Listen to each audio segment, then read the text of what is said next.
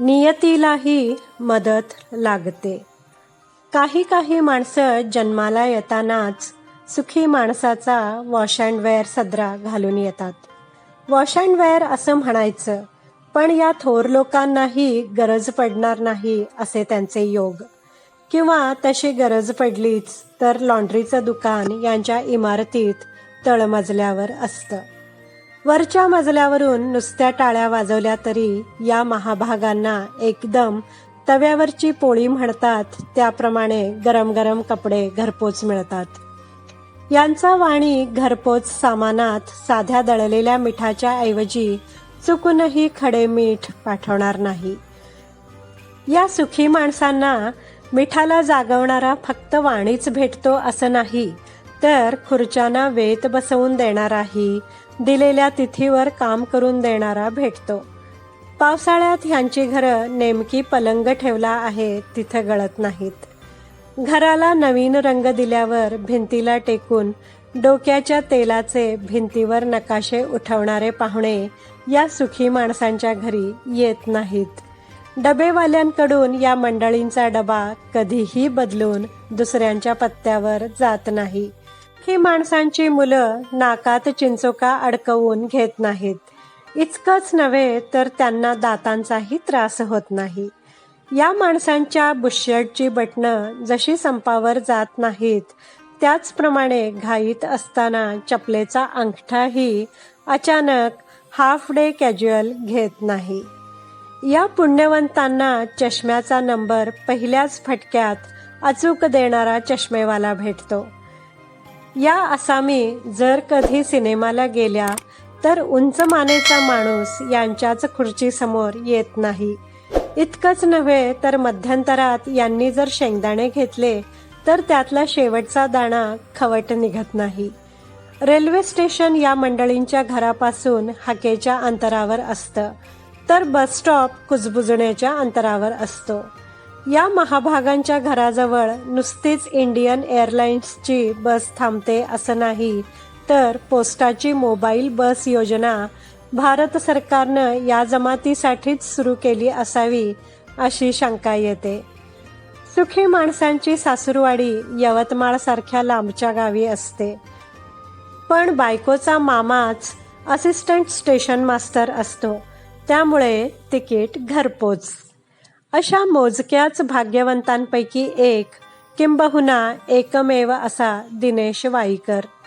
हा राहतो त्या इमारतीसमोर फिरत्या पोस्टाची गाडी नुसतीच येऊन उभी राहत नाही, तर त्या गाडीतला एक कर्मचारी वाईकरांच्या घरी येऊन पत्र गोळा करून नेतो.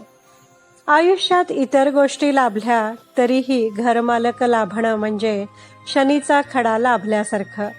वाईकर या बाबतीतही भाग्यवान ठरलाय. इतर भाडेकरूंपेक्षा त्याला जास्त सवलती मिळतात. वाईकरांचं एसटी मध्ये कुणीही नात्यातलं नाही, पण तिथंही त्याला रांगेत उभे राहण्याची पाळी येत नाही. किंबहुना रांगेचा शाप त्याला कुठेही भोगावा लागलेला नाही. एक डॉक्टर तसा अनेकांचा फॅमिली डॉक्टर असतो, पण त्या बाबतीतही चौकोनी चेहरा करून त्याला कधी वेटिंग हॉलमध्ये थांबायची पाळी आलेली नाही. केव्हा तरी खनपटीला बसून मी त्याला विचारलं, तुझं गोत्र अत्री आहे का? मी कधी गोत्राचा विचारच केलेला नाही. मध्येच तुला गोत्र का आठवलं? अत्री म्हणजे सगळ्यांशी मैत्री असा एक वाक्प्रचार आहे. मला कुठे खंडीभर मित्र आहेत? खंडीभर नसतील, पण तू माणसे जिथे जिथे जोडली आहेस ती सगळी तुझ्यासाठी झटतात. तसा मी भाग्यवान आहे, पण काय झालं? यातली काही भाग्य कष्टसाध्य आहेत. म्हणजे कशी? आता आमचे घरमालक इतरांपेक्षा माझ्यावर जास्त लोभ करतात. तेच कसे सांगतो. दर महिन्याला 1 तारखेला मालकांचा भैया सकाळी 8 वाजता दारात हजर होतो. 2 वर्षापूर्वीची हकीकत. मालकांचे वडील आजारी आहेत असं मला समजलं. मी संध्याकाळी मालकांच्या घरी गेलो. त्यांच्या वडिलांची चौकशी केली. काही मदत लागली तर कळवा असं पण म्हणालो. अधूनमधून गप्पा मारायला येत जा, त्यांना एकटं वाटतं असे मालक म्हणाले. मग मी एक दिवसाआड रोज संध्याकाळी मालकाकडे महाभारत वाचून दाखवायला जाऊ लागलो. मला केव्हा तरी समग्र भारत वाचायचंच होतं. ते मालकांच्या वडिलांना वाचून दाखवण्याच्या निमित्तानं झालं तरी. नाहीतर निष्कारण चालढकल करण्यात आपण खूप आयुष्य वाया घालवत असतो. महाभारतानंतर रामायणाचा विचार होता, पण त्यापूर्वी मालकाचे वडील गेले. तेव्हापासून मालकाचा भैया दाराशी येईनासा झाला. आपण भाडं थोडीच चुकवणार आहोत. आपल्याला 1-2 दिवसांची सवलत हवी असते, ती मिळाली. स्वार्थ परमार्थ. तुम्हाला इतका वेळ बरा मिळाला? वपू, अशी कल्पना करा, सकाळी आरामात 7 वाजता उठायचं, चहा, दाढी, अंघोळ 8 वाजेपर्यंत, नंतर 15 मिनिटं चक्क टिवल्या बावल्या. 9:30 वाजता साधारणपणे तुम्ही घर सोडत असाल तर सकाळी 1.25 तास वेळ उरतो. संध्याकाळी 6:30 वाजेपर्यंत टिवल्या बावल्या. रात्री 9ला जेवण असेल तर 2 तास मिळतात. 9 ते 9:30 जेवण, पुन्हा 10 वाजेपर्यंत अर्धा तास उरतोच. 10 वाजता जनगणमन. रोज 3.25 तास मिळतात. या वेळेचा आपण काय उपयोग करतो? कुणाला 3 तास रिकामे, कुणाला 2, कुणाला 2.5. पण त्याचं आपण काय करतो? 3.25 तासांप्रमाणे वर्षात 57 दिवस होतात. एका वर्षात आपण 2 महिने वाया घालवतो. मग उभ्या आयुष्यात असं वेस्टेज किती होईल? कॉलेजचा कोर्स होईल म्हणूनच वेळ मिळत नाही म्हणणाऱ्या माणसांवर माझा विश्वास नाही. मी पटकन म्हणालो, Waikar, you are great. Great वगैरे असे काही नसतं हो. आणि तसं काही असलंच तर तो ग्रेटनेस मिळवणं अशक्य नसतं.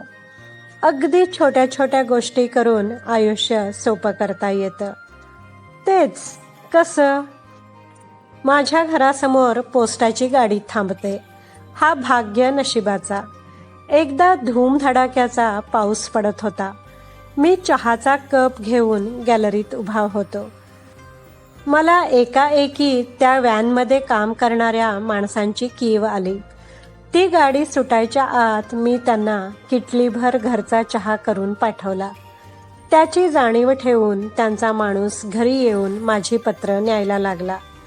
जरा वेळ थांबून वाईकर म्हणाला, अगदी छोटी छोटी पथ्य आपण पाळत नाही. आपलं किंवा आपल्या घरातल्यांचं आजारपण संपलं की डॉक्टरांची आपण आठवणही ठेवत नाही.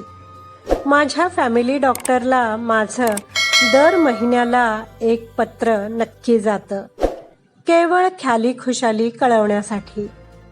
आजार बरा झाल्यानंतर आभाराचं पत्र जातं.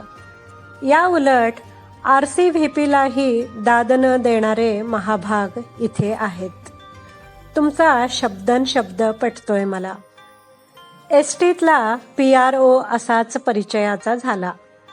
मला वर्षातून कमीत कमी 4 वेळा एसटीनं प्रवास करावा लागतो. ड्रायव्हरनं जर गाडी कौशल्याने चालवली असेल तर माझं लगेच कौतुकाचं पत्र PROला जातं, ड्रायव्हरच्या नावासहित. सुमारे 2 डझन पत्र मिळाल्यावर त्याने भेटायला बोलवलं. ओळख झाली, वाढली. आता नो प्रॉब्लेम. मी थक्क होऊन बघत होतो. वाईकर म्हणाला, माणसाला जन्माला घालण्यामागे त्याला छळावं अशीच काही नियतीची इच्छा नसते. ती प्रत्येकाला काही ना काही देते. बाकीचं आपण मिळवायचं. दिवसाचे 11 तास हे हात जर राबले तरच 1 तास नियतीकडे काही मागण्यासाठी पसरण्याचा त्यांना अधिकार आहे. आपणही नियतीला मदत करायची असते. मग काही कमी पडत नाही. हे हात मदतीसाठी आहेत सगळ्यांच्या. मित्रमैत्रिणींनो, कसा वाटला तुम्हाला हा व्हिडिओ? आवडला असल्यास नक्की कमेंट करून मला कळवा. व्हिडिओ पाहिल्याबद्दल धन्यवाद.